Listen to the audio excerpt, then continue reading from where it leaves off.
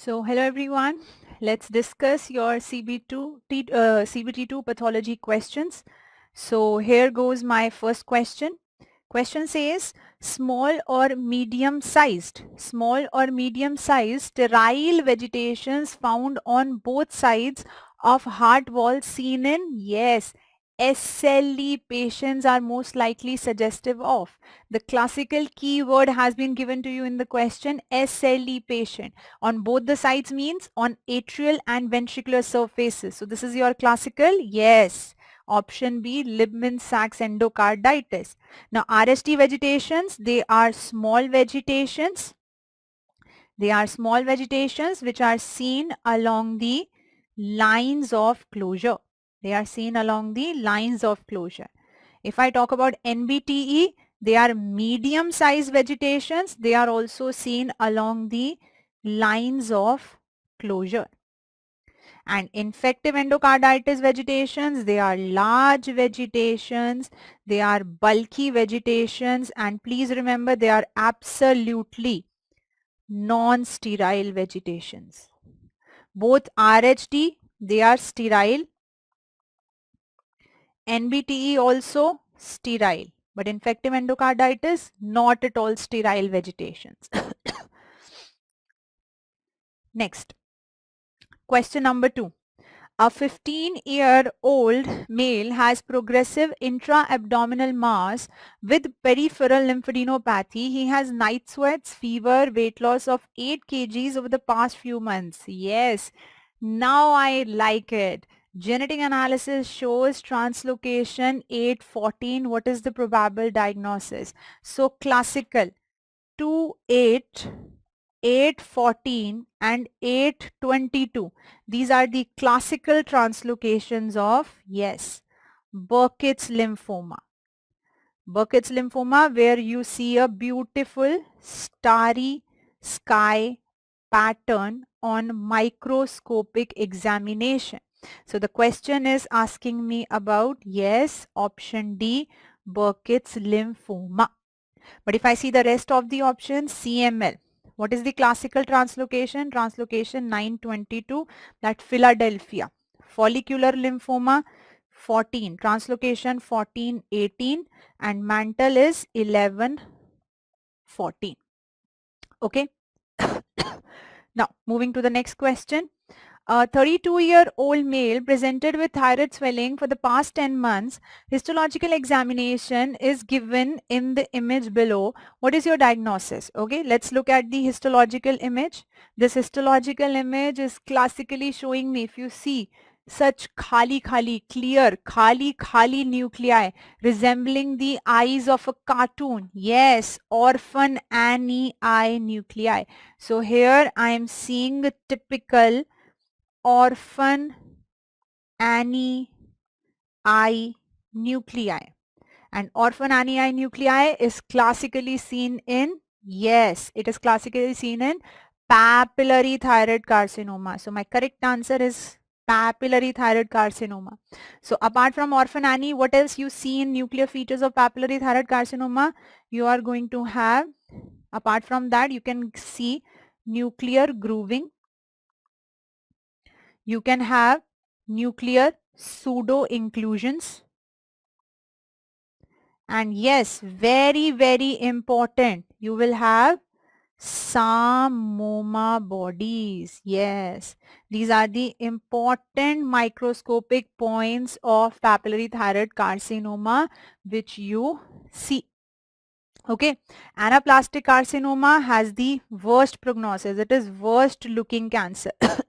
Follicular, as the name itself is suggesting you will see follicular arrangement of the cells, but the most important point that you have to remember pertaining follicular carcinoma is that in follicular carcinoma, FNAC will never be able to diagnose this. For this you need to do biopsy, because in biopsy what do you see?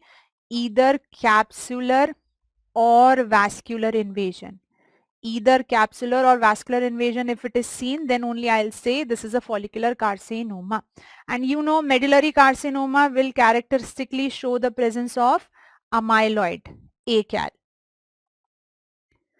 Pink colored calcitonin. a myeloid acal on microscope. Next question says that a lady has been diagnosed with breast cancer. Her biopsy report revealing the presence of tumor cells. Aha, very nice. Signet ring appearance. Oh, it has been given to you. And Indian file pattern is most likely suggestive of. The moment I see Indian file pattern means cells arranged in a line one behind the another. And signet ring cells, eccentric nucleus with mucin filled inside. These are classical feature of, yes, invasive lobular carcinoma. Now, if I say signet ring cell, so this is breast. If I say stomach, tell me one example where you see signet ring cells.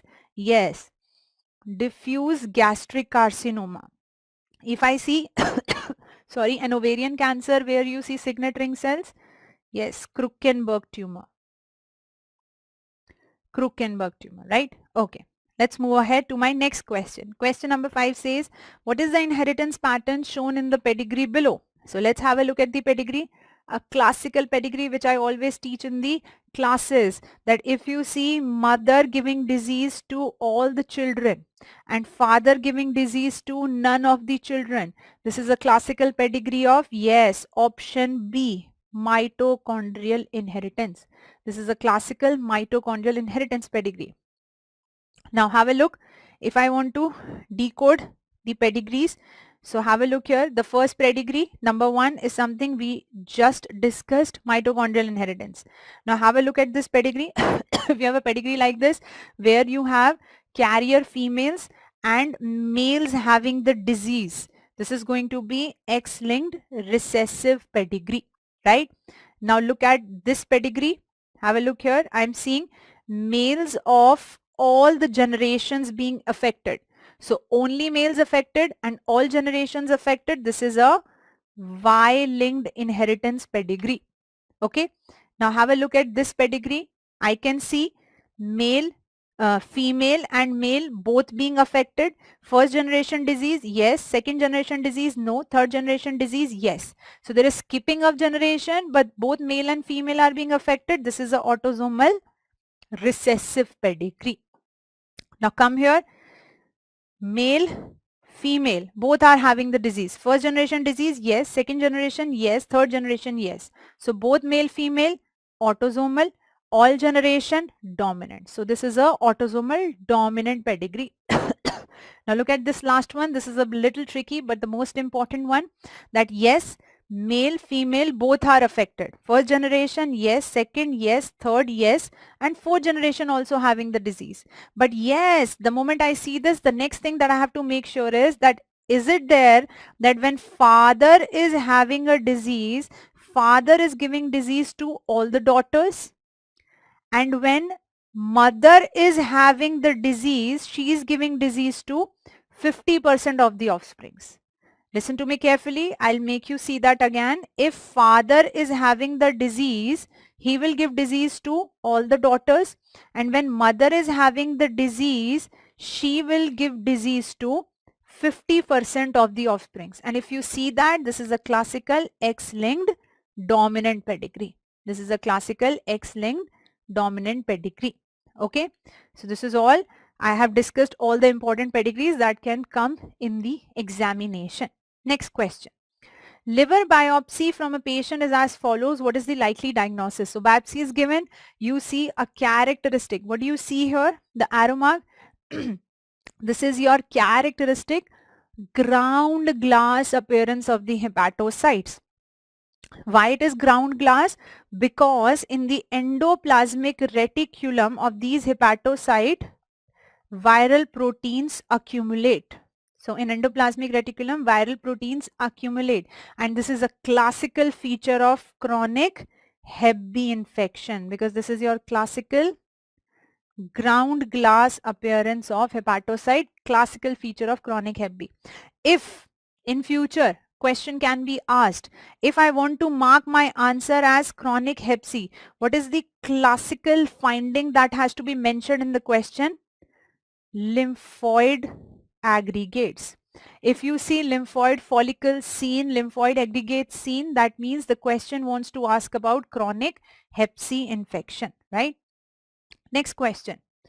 a child with normal parents is diagnosed to have sickle cell anemia, what is the chance of second child having the same disease? Okay. Now, sickle cell anemia is an autosomal recessive disorder. It is an autosomal recessive disorder, and for autosomal recessive disorder, every child has 1 in 4. Say for example, agar, if I'm saying normal parents, अगर normal parents का disease मतलब normal parents का sickle cell anaemia का बच्चा है, parents normal है but बच्चे को सिकल सेल अनीमिया है, सो दैट मीन्स पेरेंट्स की कंडीशन क्या होगी, कैरियर होंगे. कैरियर माने फॉर एग्जांपल मैं बोलूं कि small A denotes my recessive gene, so parents will be carriers, capital a normal, small A recessive, capital A. तो बच्चों का देखो combination,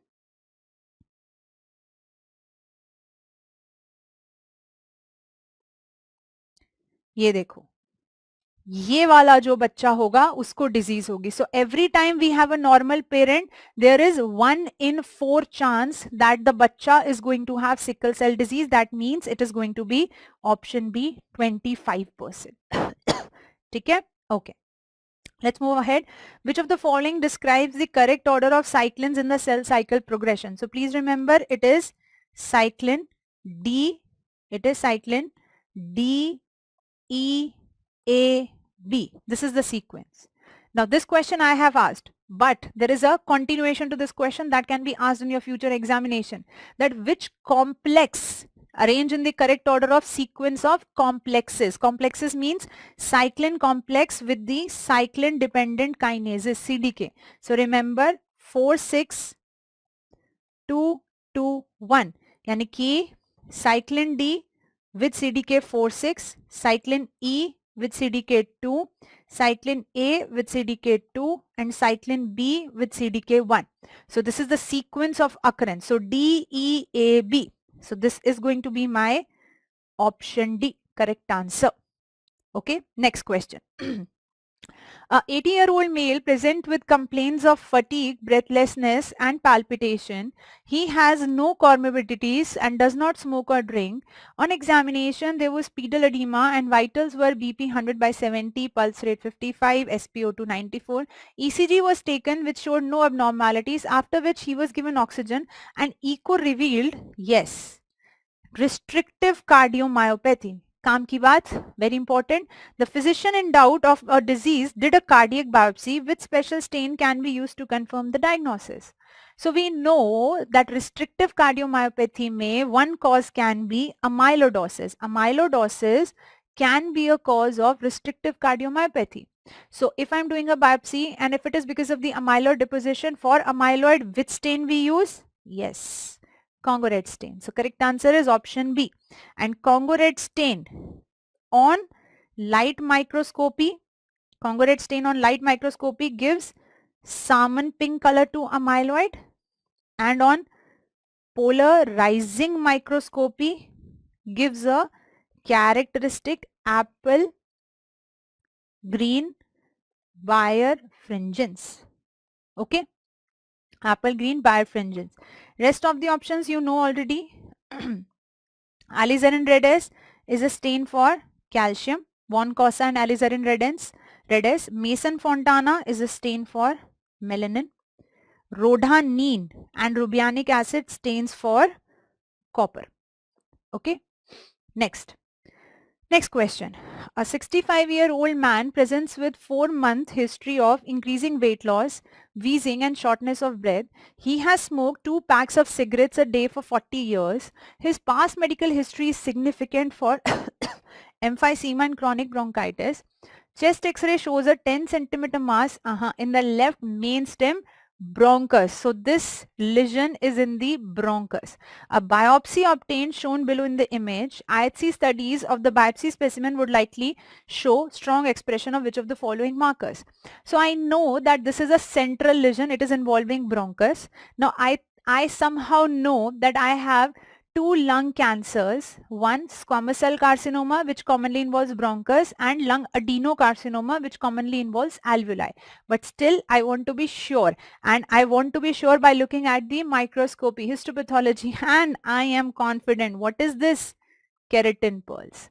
I am seeing keratin pearls. And the moment I see keratin pearl on microscopy, that means this is a case of squamous cell carcinoma. And squamous cell carcinoma, two important markers, P40 and P63. Now I look, yes, I can see option D. So my correct answer is option D, P40. TTF1, important. TTF and napsine, both are important markers for lung adenocarcinoma. And calretinine is for the origin, mesothelioma. Okay. Now moving ahead to the next question. A 32-year-old male complained of fatigue for the past 1 year. Examination revealed massive splenomegaly. His blood workup shows the following findings. Which of the following is most likely diagnosis? Anemia. TLC is, oh, that is so high TLC, 1,50,000. Peripheral smear shows neutrophils, basophils. Okay, basophils 4%. That means basophils are increased. Myeloblasts, myelocytes, metamyelocytes. That means I'm seeing a mixture of mature and immature. And I always say in the class, mixture of mature and immature is a feature of acute or chronic? Chronic leukemia. So I know this is chronic. So these two are cut. And classical basophils I'm seeing here. Basophilia is a feature of, yes, it is a feature of CML. It is a feature of CML. Chronic lymphocytic leukemia may you will see lots of mature lymphocytes and you will also see smudge cells. Okay. In ALL you will see lots of lymphoblasts. Here you see myeloid series, myeloblast, myelocytes. In AML you will see myeloblasts and you will see our rods, right? So this is AML mein you will mostly see blast, immature forms. There is no mature, right? Now moving ahead, a child presented with thymic hypoplasia, decreased immunity and hypocalcemia. He has congenital heart anomaly. Tetralogy of Fallot, likely diagnosis. Thymic hypoplasia, hypocalcemia, decreased immunity, tetralogy of Fallot, a classical? Yes. DiGeorge syndrome. If the question was asking you about SCID, so question must be giving you mixture of all the infections. The bachcha, there is a baby who has mixture of everything. Bacterial infection, viral infection, fungal infection, protozoal infection. Every infection on this earth is going to be seen in this baby. That's why SCID is also called as bubble baby syndrome, right? If Viscott-Eldrick was being asked, so Viscott-Eldrick has a classical triad. What is that triad? Recurrent infections, eczema, and thrombocytopenia. This is the classical triad for Viscott-Eldrick syndrome. For Bruton's, B for Bruton's, B for boys. And basically recurrent infections after 6 months. This is the classical finding. Recurrent infections after 6 months that you see in Bruton's patient. This is classical finding of Bruton, right? Now, next question. A 15-year-old presents with joint pain, hematuria after a bout of pharyngitis. Examination shows petechias in the skin, RBC casts in the urine and elevated IgA in the blood. Which of the following is most likely diagnosis? So I always say if I have only immune complex deposition in the kidney, in situ immune complex having increased IgA levels, this is IgA nephropathy. But here it is a circulating immune complex disease. I am seeing elevated IgA levels. I am seeing RBC casts in urine, but I can see petechias, joint pain, hematuria. It is a circulating immune complex disease now. So this is a classical presentation of, yes, option B, Henox-Conlon purpura.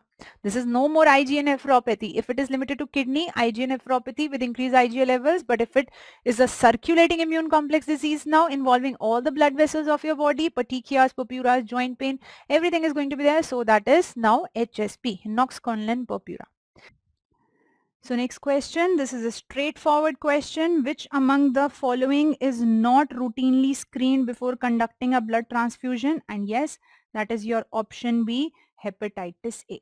The most sensitive indicator of iron deficiency anemia, straightforward question, that is going to be option C, serum ferritin, because serum ferritin can detect you even in the first stage of negative iron balance. मतलब iron deficiency अभी शुरू ही हुई है, just start ही हुई है. In that phase also serum ferritin is going to be deranged and can tell you. So most sensitive indicator.